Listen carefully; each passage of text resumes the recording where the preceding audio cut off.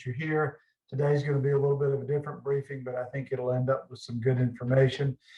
The title of today's briefing is Black Swans, House Fires, Pandemics, and Financial Crises. And so today I'm going to tell you a story, hopefully give you a lesson, and then conclude it with a little financial advice, as always. So as always, there'll be a recording of this briefing. If you know of someone who might benefit from it, please let us know. It'll be out on our website and probably wildly popular on YouTube. And we're happy to send it to folks who might benefit from it. There we go. There. Do I look okay? Yes, that's great. The screen, that is, not me. Yeah. Anyway, I hope everybody's healthy and safe. It seems like we're moving towards normal here after this pandemic, and hopefully we'll see even more folks and more things happen that give us some confidence and get us back to some normalcy, which would be fabulous. So again, today our briefing is on Black Swans, House Fires, Pandemics, and Financial Crises. And as always, we like to start off with our approach to investment management, which is our triangle on the right-hand side. You'll hear asset allocation again today. That's the number one driver of how we, and I think most people, approach portfolios, then portfolio construction, investment vehicle, and way down at the bottom is security selection, like GameStop and some of the other things you've been hearing about lately. And then always, also to the left here, total return is equal to capital appreciation plus income. That's how we can determine total return. We can control income. We can't control capital appreciation or depreciation. So the story, what you see on my screen right now, is the side of our house. We were, it was last Friday, about 3 or 4 weeks ago, I was waiting on some girls, believe it or not, to go to dinner. So I said, well, I'll clean out the fireplace. So I cleaned out the fireplace, as I've done for 25 years now.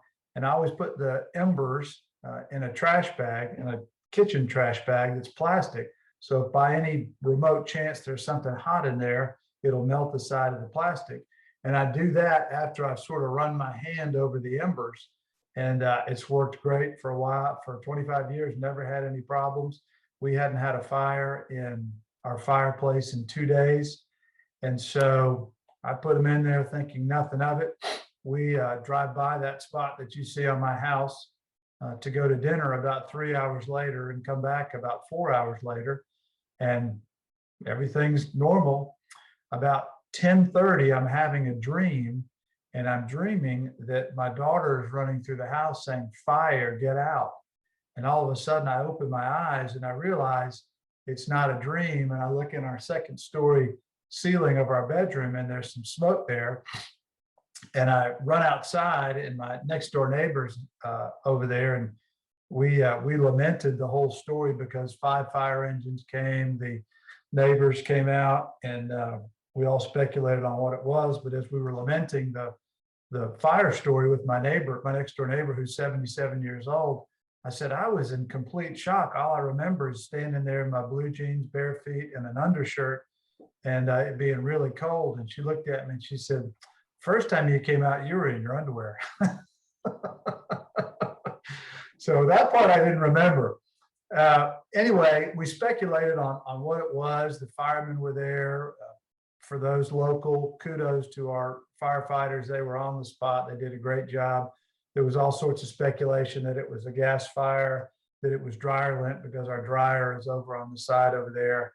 But I walked outside and I thought about Occam's razor, which is the simplest explanation is usually the correct one. And it was just too coincidental that I had cleaned out the fireplace before. So the lesson here is, don't be an idiot like me. I've done this the same way, but just know that if you clean out your fireplace, triple check, double check, just make sure everything's okay and there's no embers in there. What's really strange about this, in addition to me doing it the same way for 25 years, the trash cans have a lid on them. So fire needs heat, oxygen, and fuel. So you wonder how a fire could have started with so little oxygen and then taken 5 hours to get going. But the moral of the story and the end of the story here is we're okay. The exterior of the house, as you can see, is damaged. The interior had a little smoke damage, but on the whole, everything's okay. And we eventually had to have a fire investigator come look at it for the insurance company. And he determined that, in fact, it was from the trash can, and that the fire ignited in the trash can.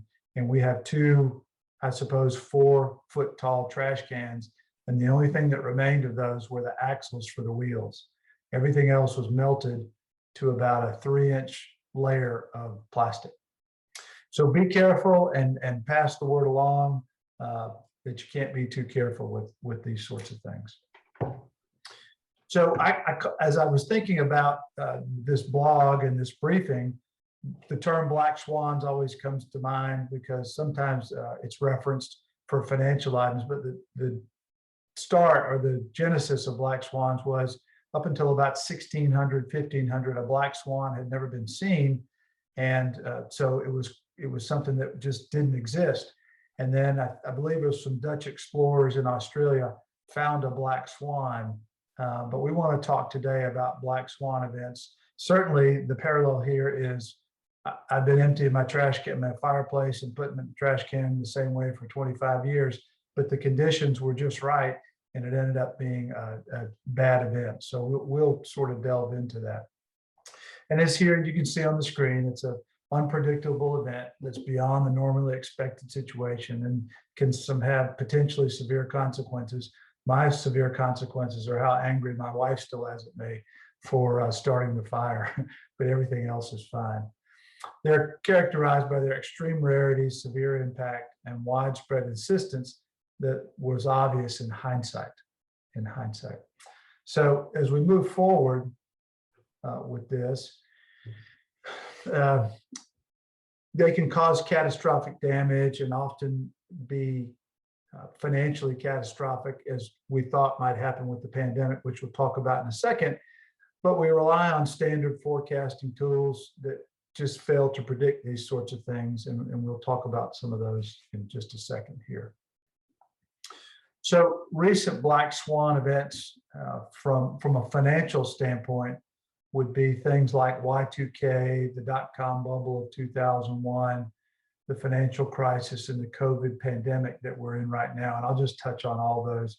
I see we have a lot of young faces on our call today, so y'all may not remember what Y2K was, but that was when the calendar was going to turn from 1999 to 2000, and were calendars set and was everything okay? And it ended up not being a black swan event, although it was concerning because everything for the most part seemed to work out well, but the buildup to it was very big. That's as opposed to the dot-com bubble of 2001.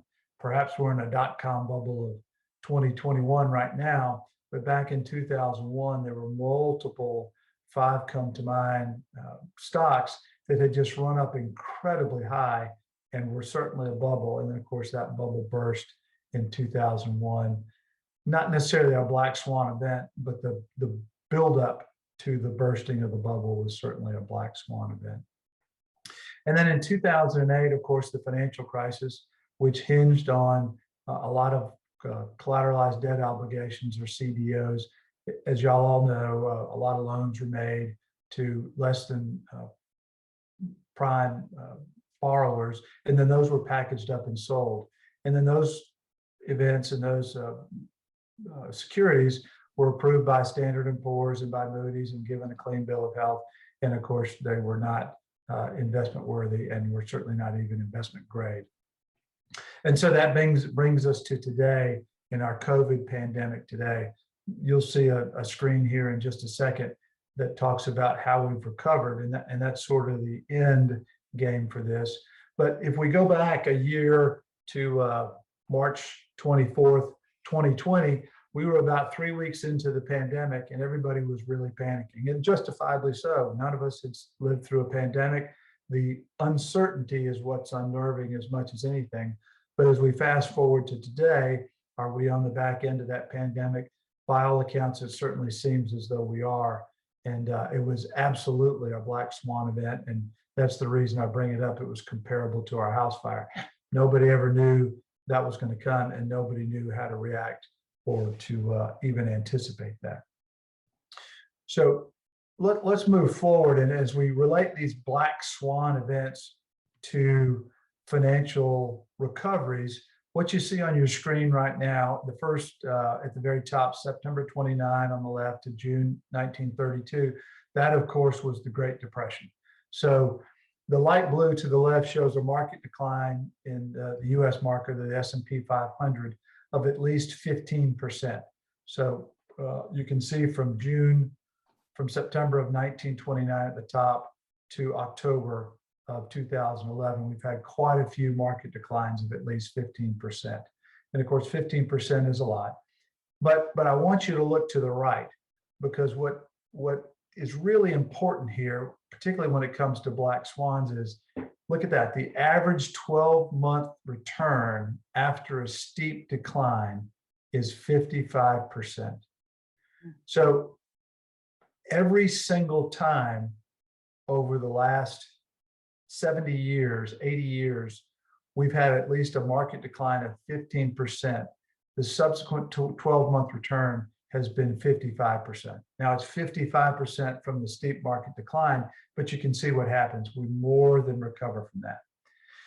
And the reason I bring this up is, if any of you were on calls or on briefings or talking to us back when the pandemic first started, you know our watchword was, if you're in the right place when you start here, don't change what you're doing, okay?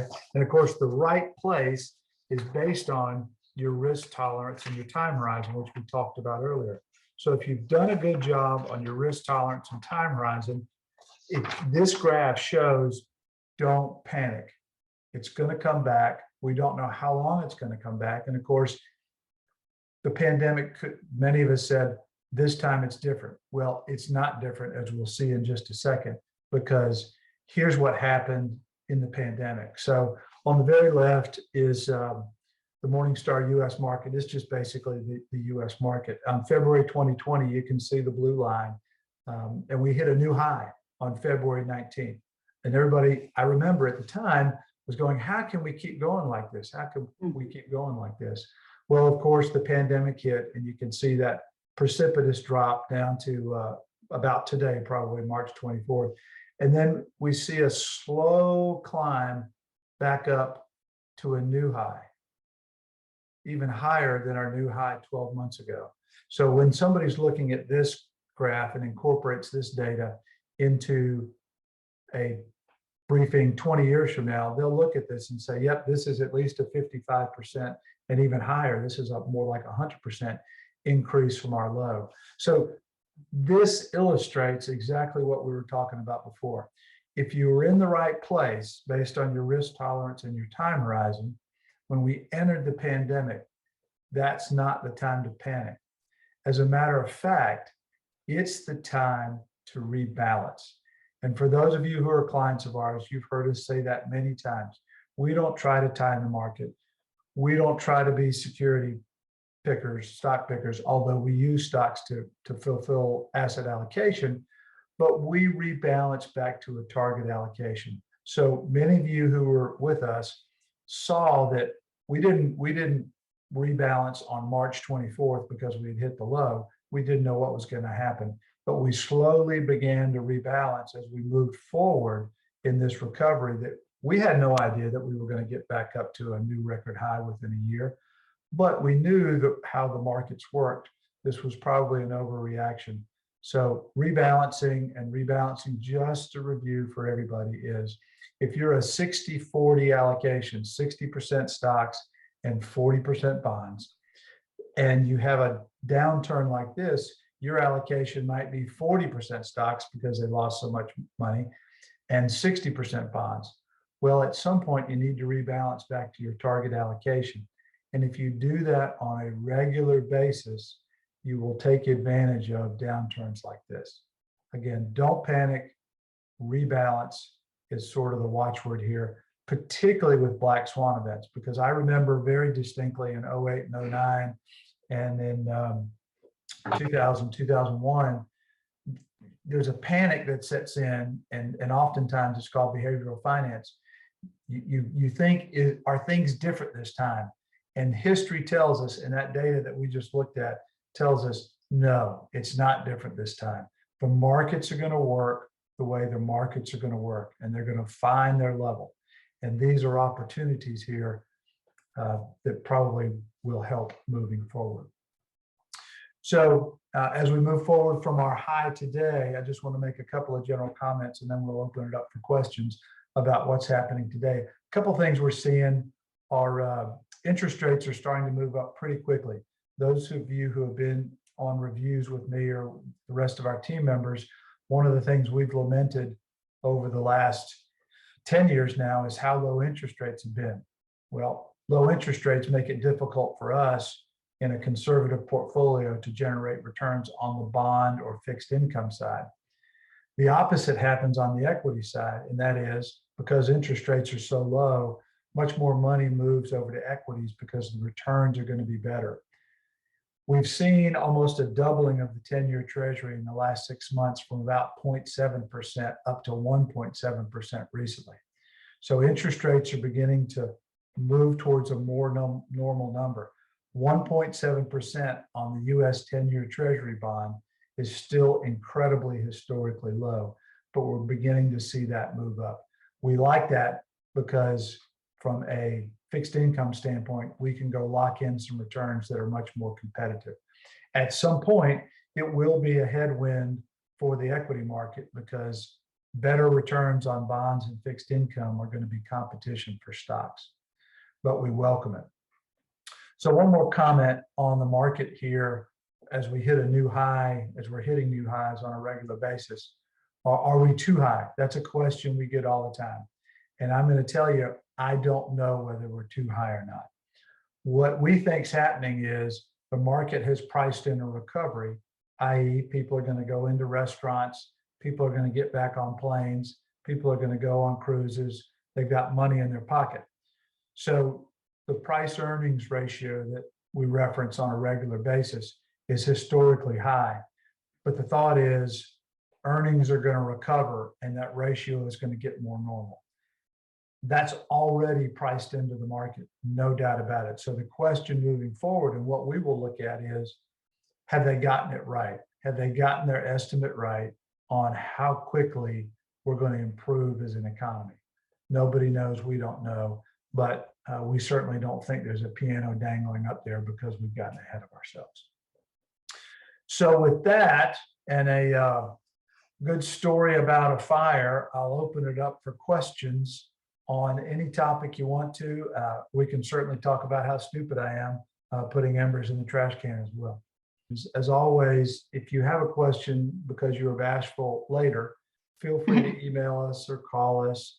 Today was really about telling a story and letting you know that we will recover. There will be more black swans. There will be more corrections. There will be more things that happen that we can't possibly anticipate. But just as a reminder, if you're in the right place when you enter those corrections and you enter those black swan events, eventually you're going to be okay. The concept is to rebalance. What's my here we go. What's my take on cryptocurrency? That's a good one. My personal take on cryptocurrency is it's a little bit of musical chairs.